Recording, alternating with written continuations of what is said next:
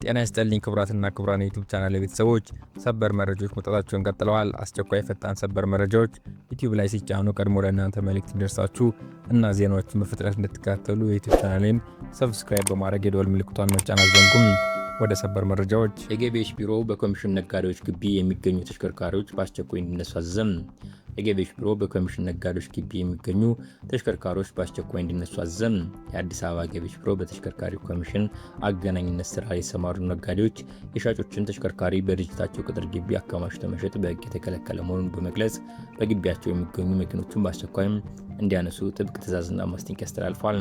ቢሮ ያስተላለፈው ጥብቅ መመሪያ ተከትሎ በአሁኑ ወቅት በአዲስ አበባ ከተማ የሚገኙ አብዛኞቹ የኮሚሽን ነጋዴዎች ተሽከርካሪዎችን ከግቢያቸው እያወጡ ይገኛሉ። የኢትዮጵያ አበዳሪ ሀገራት ኮሚቴ የኢትዮጵያ መንግስት እና $1 ቢሊዮን ቦንድ ያዥ ዓለም አቀፍ ኢንቨስተሮች የቦንድ አከፋፈል እንደገና ለመዋቀር ባለፈው ሰኔ ወር መርሃ ደረጃ የደረሱበት ስምምነት አጸደቀ። ኮሚቴው ስምምነቱ ሁሉም አበዳሪዎች በኩል መታየት አለባቸው ከሚለው የቡድን 20 ማዕቀፍ መርህ ጋር የተጣጣመ መሆኑን ገልጿል። አበዳሪ ሀገራት ኮሚቴ ስምምነቱን ማጽደቅ ኢትዮጵያ ስምምነቱን ተግባራዊ ማድረግ እንድትጀምር ያስችላታል። ሆኖም ስምምነቱ ቦንድ ያዦች ወደፊት ገበያ የሚመሰን ወለድ ከኢትዮጵያ $1 ቢሊዮን ቦንድ እንዲገዙ መፍቀዱ ቦንዱ ያዦች አበዳሪ ሀገራት በተለይ እንዲጠቀሙ ሊያደርግ ይችላል በሚል ስጋት እንዳለው ኮሚቴው ገልጿል። ዮሚፍ ቀጀልቻ የግማሽ ማራቶን የዓለም ክብረ ወሰን ሰበረም። ኢትዮጵያዊው አትሌት ዮሚፍ ቀጀልቻ በአርጀንቲና የተካሄደውን የቦነስ አይረስ ግማሽ ማራቶን ውድድር 56 ደቂቃ ከ51 ሰከንድ በሆነ ጊዜ በማጠናቀቅ ግማሽ ማራቶን የዓለም ክብረ ወሰን ዳግም አሻሽሏል። ዮሚፍ ኡጋንዳዊ ጃኮብ ኪፕሎሚ በሊዝበን ያስመዘገበውን 57 ደቂቃ ከ20 ሰከንድ በቀድሞ ክብረ ወሰን በ29 ሰከንዶች አሻሽሎታል። ዮሚፍ እንደ አውሮፓውያን አቆጣጠር በ2024 ቫሌንሲያ ላይ 57 ደቂቃ ከ30 ሰከንድ በመግባት ክብረ ወሰን ይዞ እንደነበር ይታወሳል። አትሌቱ በዓለም የግማሽ ማራቶን ንግስናውን በድጋሚ አረጋግጧል።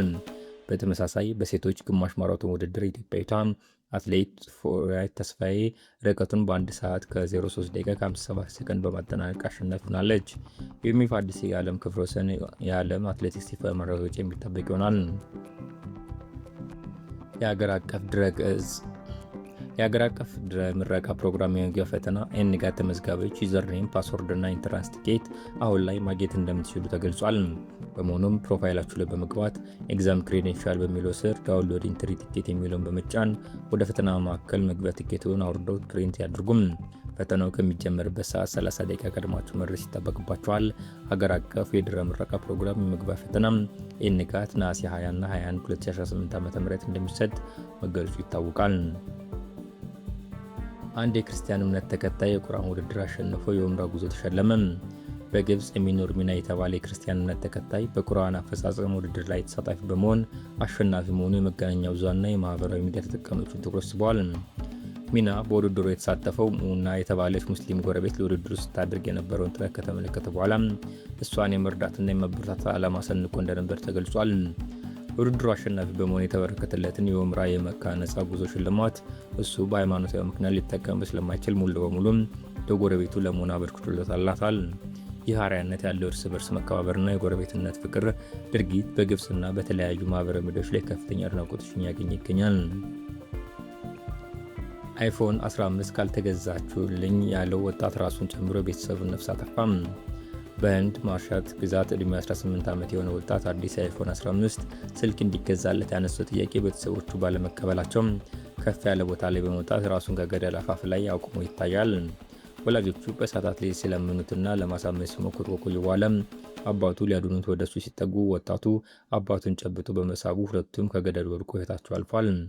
ልጅና ባለቤቷን በድንገት ያጣቸው እናቷን በደረሰባት ከፍተኛ ሐዘንና ድንጋጤ ከተመሳሳይ የገደል አፋፍ ላይ ራሷ በመጣሏ የሷም ሕይወት ማለፉ ተዘግቧል። ይህ አሳዛኝ ክስተት በዛሬው ዕለት በርካቶች ሲመለከቱ ወጣቶች የአእምሮ ጤና ዙሪያ ያለውን ስጋት አጉልቶ ያሳየ መሆኑ ተነግሯል። ከኢትዮጵያ የተነሳ ድሮን ተመቷል። ሱዳን የሱዳን መከላከያ ሚኒስቴር ከኢትዮጵያ የተነሳ የጠላት ድሮን በጎላን ናይል ሰሜናዊ ናይል ክልል ውስጥ በኩርሙክ አካባቢ ሲበር በመታየቱ መተንተል ሆኗል ሲሉ ጦሩ ገልጿል። የሱዳን ጦር ዋና አዛዥ በዛሬው ዕለት ነሐሴ 17 2018 ዓ.ም በሰሜናዊ ናይል ግዛት በስተደቡብ አንድ ስትራቴጂካዊ ድሮን ከኢትዮጵያ ወደ ሱዳን የአየር ክልል በመግባቱ ተመቶ መውደቁን አስታውቋል። የጦር ኃይሎች ኦፊሳላዊ ቃል አቀባይ ጽሕፈት ቤት ባወጣው ጋዜጣዊ መግለጫ እንደተመለከተው ድሮኑ የተመታው ከዲንዱር ደቡብ ምስራቅ በብሉ ናይል ግዛት ሲሆን ከኢትዮጵያ አቅጣጫ ሱዳን ድንበር አቋርጦ ከገባ በኋላ ነው ተብሏል። አንዲት ጠብታ ነዳጅ ከሆርሙዝ አታልፍም። ኢራን ጎረቤቶቿ ከአሜሪካ የኢኮኖሚ ጫና ዘመቻ ላይ ከተሳተፉ ሆርሙዝ ሰርጥን ሙሉ በሙሉ አዘጋዋለች። ጎረቤት ሀገራት ከአሜሪካ ግንባር ፈጥኖ ኢኮኖሚያዊ አደጋ የሚያመጡ ከሆነ አንዲት ጠብታ ነዳጅ ከሆርሙዝ ባህረ ሰላጤ አያልፍም ስትል ገልጻለች። አማራጭ መስመሮች ሊታቀቡ በሚችሉም ወታደራዊ እርምጃ እንደምትወስድም ኢራን ዝታለች። ቴህራን ይህን ሀሳቧን ይፋ ያደረገችው የአሜሪካ ግምጃ ቤት ዋና ጸሐፊ ስኮት ቢሰንት ሀገራት አሜሪካን እንዲደግፉና በኢራን ላይ ብርቱ ምጣኔ ሀብት ጫና ለመፍጠር ጥሪ ካቀረቡ በኋላ ነው። የዋሽንግተን አጋሮችና ሌሎች ሀገራትም ዘመቻውን እንዲቀላቀሉ ራሳቸውን ፕሬዚዳንት ዶናልድ ትራምፕ ማሳሰቢያ መስጠታቸው የሚዘነጋ አይደለም። እንደ ቻይና ያሉ ሀገራት ደግሞ የአሜሪካ ጥሪ አንቀበለውም በሚል ውድቅ አድርጎታል። ከቴህራን ጋር ንግድ የሚለዋወጡ ሀገራትም ጥንቃቄ እንዲያደርጉ ዋይት ሀውስ አስጠንቅቋል። የኢራን ከፍተኛ ብሔራዊ ደህንነት ምክር ቤት ኃላፊ ሞሐሰን ረዛኢ ከአሜሪካ ጎን በምጣኔ ሀብታዊ ዘመቻዎች ላይ ለመሰለፍ የሚሞክሩ ሀገራት አደብ ቢገዙ መልካም ነው ሲሉም አስጠንቅቀዋል። የትኛውም ሀገር በዚህ ጉዳይ ላይ እንዳይሳተፍ ብለዋል። ከዋሽንግተን ጋር አብረው የሚሰሩ ካሉም ቴህራን እንደ ጠላት ትቆጥራቸዋለች ብለዋል። ግዙፍና ትርፋማው ከኢትዮጵያ አየር መንገድ ሸሮችን ለማቅረብ እቅድ አለው። የኢትዮጵያ አየር መንገድ ግሩፕ አሁን ላይ ድርሻ ለባለሀብቶች የመሸጥ እቅድ እንደሌለው ገልጿል።